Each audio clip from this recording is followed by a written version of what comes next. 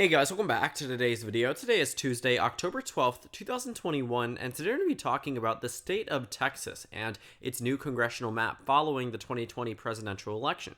The reason why we're talking about it is because yesterday, the Republican Senate actually put forth and passed this new map that they are proposing to replace the current congressional map. It currently gives the Democratic Party and the Republican Party an equal footing in terms of their amount of seats across the state, but there are some major changes that need to be addressed and some major concerns that the Democratic Party has amongst this map. But the problem is, based off of who controls redistricting, the Republican Party has single control over the state's direction and the way that they now draw their brand new maps for the 2022 election season. Now, if you take a look at the state of Texas and its electoral history, you might remember Texas as a solid red state, but that is no more. In the 2020 presidential election, Donald Trump only won the state of Texas by 5.6%. And contrary to what the right-wing media and right-wing politicians would like to tell you, Texas is absolutely a swing state. Democrats have come within single digits, as Joe Biden did, as Hillary Clinton did, as Beto O'Rourke did, enough to narrow up significant statewide races where we can now classify Texas as a swing state. But the House elections don't exactly reflect that. In the 2020 House of Representatives elections in the state of Texas, Democrats also lost here by single digits. But ultimately, they only ended up with a sliver in terms of the overall amount of seats. In the most recent election, Democrats won 13 out of the total 36 seats across the state, giving them effectively, coincidentally, 36% of the vote in terms of the House of Representatives. So they have 36% in terms of representation with 44% of the vote. And it actually gets a bit worse. In 2018, the Democratic Party came within 3 points of winning statewide in terms of overall partisan vote share, but Democrats ended up with the same amount of seats, 36%. 47% versus 36%, you can see a significant dip in terms of the overall amount of support. And this had to do with redistricting and gerrymandering that ultimately made the state more partisan for the Republican Party and long-lasting over the past 10 years. And with this new map, it gets much worse for the Democratic Party. If you take a look at the 2020 election, we can actually take a look at the House breakdown in the state of Texas. And you might notice that some of these districts came within some pretty competitive margins. For instance, the 23rd district in the state of Texas came within just 4 percentage points. When you look around at some of these other districts, you will see that they were decided sometimes by double digits and at other times by single digits. If you want to scroll down and take a look at the listed seats here, amongst the toss-up column, Texas is 10th, Texas is 21st, and Texas is 22nd were all districts deemed to be competitive. Republicans won them only by 7 points.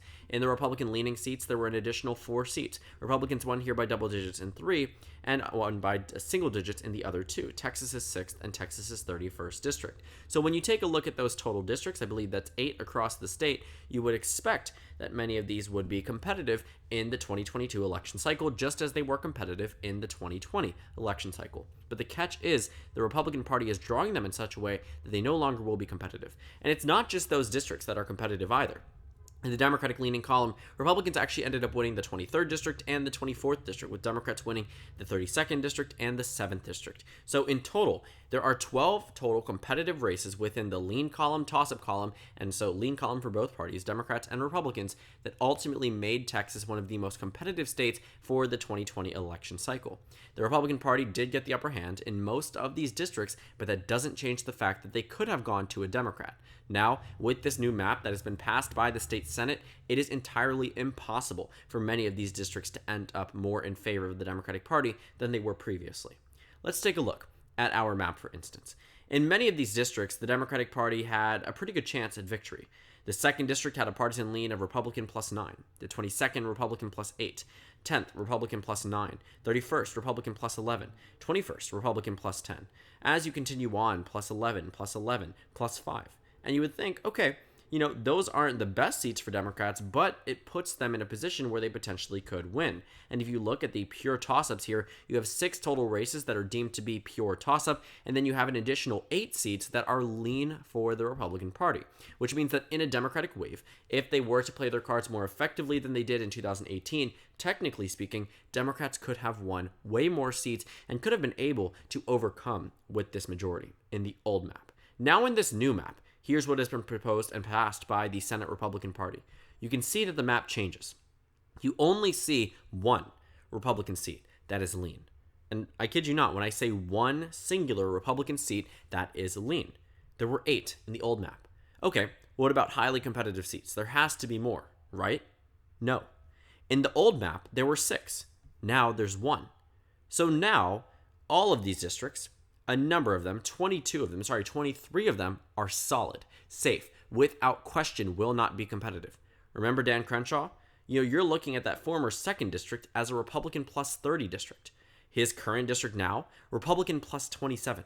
You remember these districts as competitive because they used to be competitive, but now that the Republican Party has drawn them in such a positive manner for them, they have become less competitive for the Democratic Party by a lot. No longer are these outskirts of the major cities, Dallas, Austin, Houston, are comprising of competitive districts. That simply is no longer the case across the state of Texas.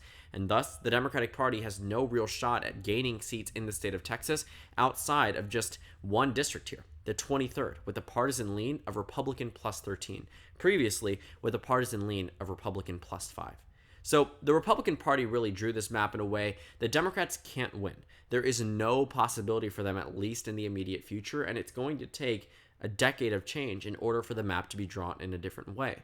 Republicans absolutely took advantage of their majorities in the state house, and in fact, the state house narrowly almost went to the Democratic Party. I mean, it was decided by just a very slim margin. I think the state senate or the state house in the state of Texas that could have prevented this from happening.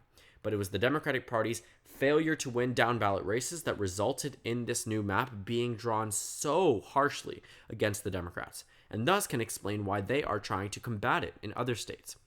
But Texas definitely takes the cake. Because Texas isn't a state such as Oregon, where a simple gain of 1 is enough to counteract what is happening across the United States. I mean, Texas is expected to have 38 districts and has been confirmed to have 38 districts for the 2022 election cycle.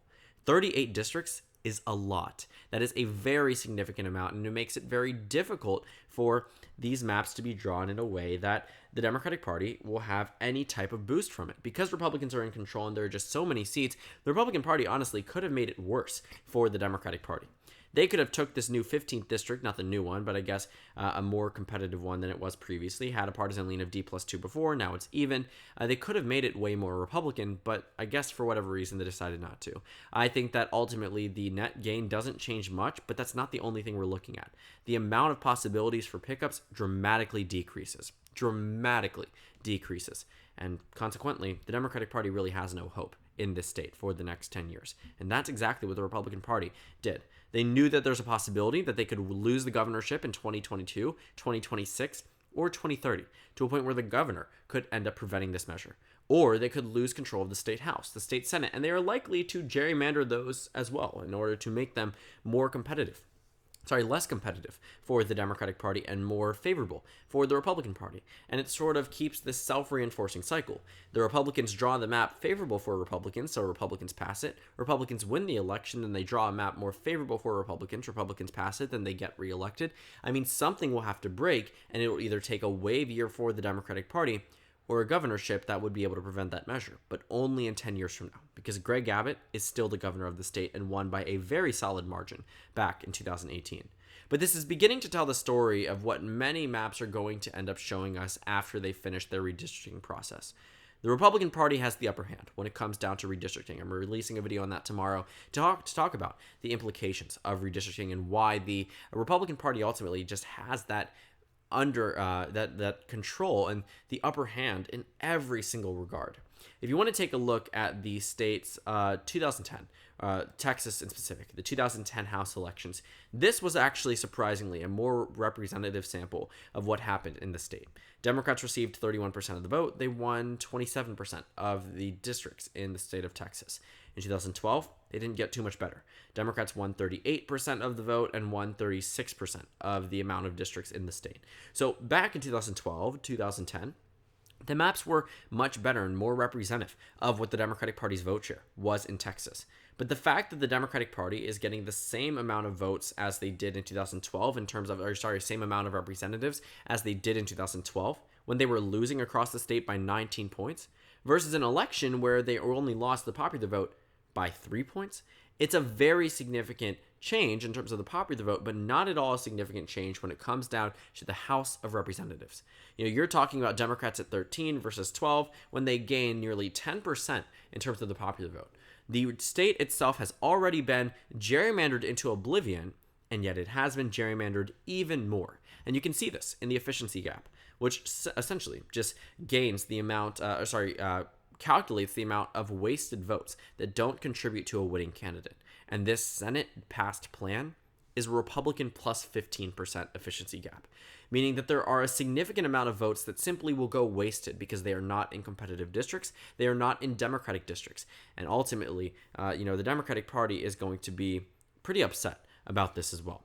In terms of the median seat, you can see that the difference between the partisan lean of the state's median district and the state as a whole is very different from where it was in the old map. Previously, it was Democrat plus 2.3. I think this is largely because these districts were more competitive, and it was compared to the 2020 and 2016 election results where Trump won by 9 and by 6 points. But in this new Senate passed plan, it's Republican plus 12.4% compared to the rest of the state, which means that these districts are not drawn in a way that is at all trying to represent the values of the state or at all trying to represent the share of voters across the state, but is instead trying to ensure that one political party gains the other in the case of redistricting. And not to say the Democratic Party hasn't tried this or isn't trying it currently. You see it happen in the state of Oregon, where the Democratic Party took an old map, which previously had two competitive districts, one solid one for the Democrats and two solid ones for the Democrats and one solid one for Republicans. Well, now Democrats have four pretty solid districts, one competitive district with a Democratic lean and the second district with a partisan lean. But that won't be enough to combat Texas replicated time and time again.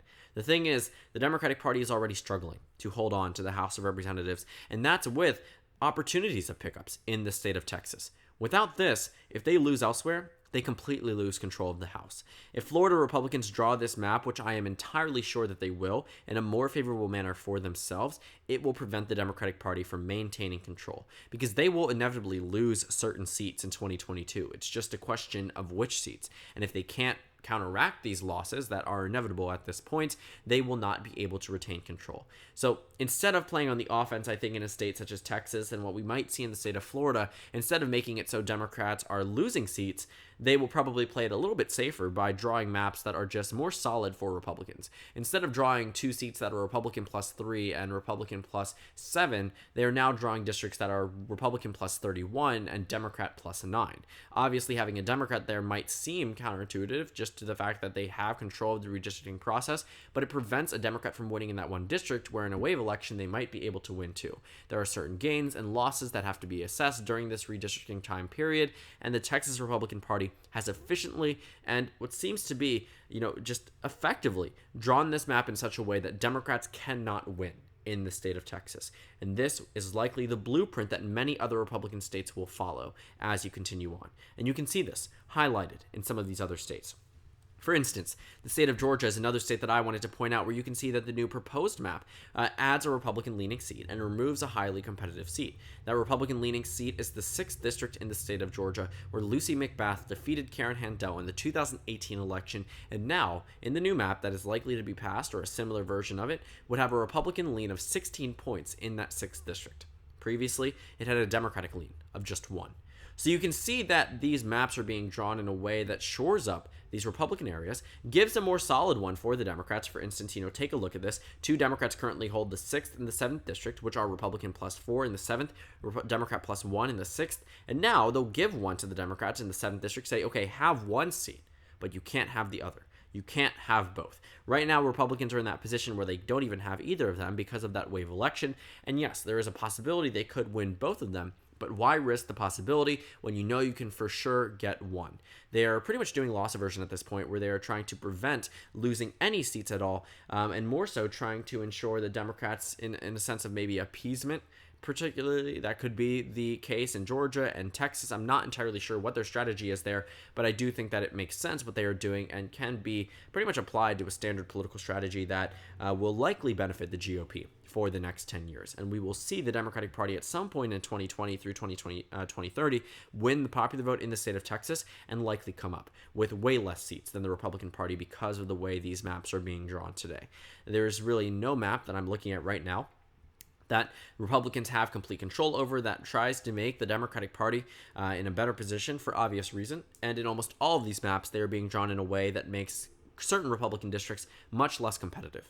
No maps have taken away Democratic districts besides the one in Georgia, and that one hasn't passed. Of those that have passed, nothing has really said that they are going to take away seats from the Democratic Party, but removing the amount of highly competitive seats ultimately harms the Democratic Party across the board, because this is where they used to thrive and where they used to actually do well back in the 2018 House elections. But since that is no longer possible in many of these states, specifically in the state of Texas, it is going to get increasingly more difficult for the Democratic Party to win in 2022, especially since the generic ballot is much worse in terms of its position than it was in 2018 or in 2020. So all eyes on redistricting. I'm going to be constantly watching the national overview here. It looks like Arkansas, West Virginia might be next in line to pass their overall maps. Also, maybe states such as Montana and Idaho have maps that are proposed, and there isn't much discussion that needs to maintain further on. We will see what happens in these states. These are smaller states. Texas will certainly be providing that blueprint, though, that I think many other Republican states are going to follow and ultimately prevent the Democratic Party at maintaining their majority in 2022 with states as large as Texas, or even as small as states such as Kansas and Missouri, where Democrats may have had previous luck in some of the more competitive districts that they can now draw out and siphon out Democratic votes to ensure that they are in that efficiency gap area where they are pretty much wasted on Republican candidates and Democratic candidates. So Democrats come up short in a number of these future districts. So thank you guys so much for watching this video. Make sure to comment down suggestions below. Subscribe on the left if you haven't already, and check out the Instagram and Twitter. At the bottom left of the screen, there's also a Discord server for you to go ahead and join. On the screen, there's a video you can watch, and then a playlist for my 2022 election analysis videos. Again, thank you guys so much for watching, and I will see you all later today.